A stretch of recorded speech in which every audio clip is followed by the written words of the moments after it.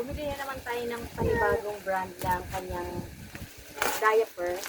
So, I'm hoping na medyo maayos-ayos yung magagamit natin ngayon. Meron pa naman siyang stock, pero maganda na yung hindi tayo mauubusan.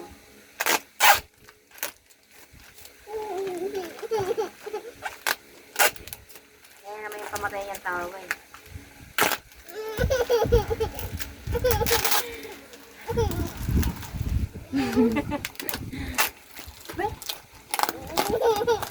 So, siya ay pinamagatang Moo Baby Soothing and Dry.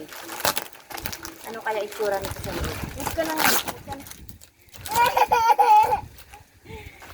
Tignan nga natin yung... Uy, parang... Oh. Okay. Ganun din. Pero at least, manipis lang din siya.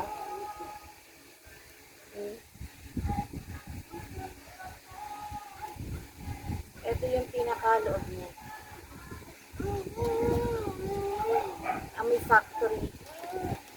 Feeling ko parang magkakapareho lang din yung ano nila.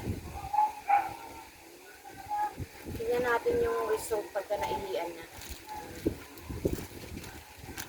At least ito, hanggang dulo, alam mo na ganito yung magagamit mo. Yung iba kasing mga walang brand, yung kalahati maayos, tapos yung kalahati sa ilalim, yung 25 pieces. Iba na. So, mas okay na yung mga ganitong brand.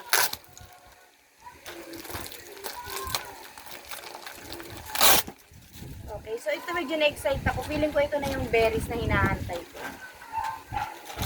Napipino. Ay, sabon to. Sabon to, hindi pala yung...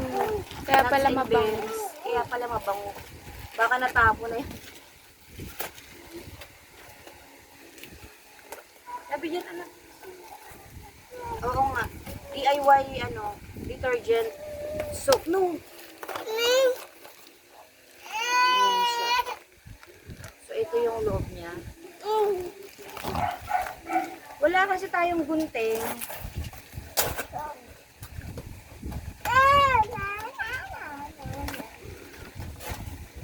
So, ito siya.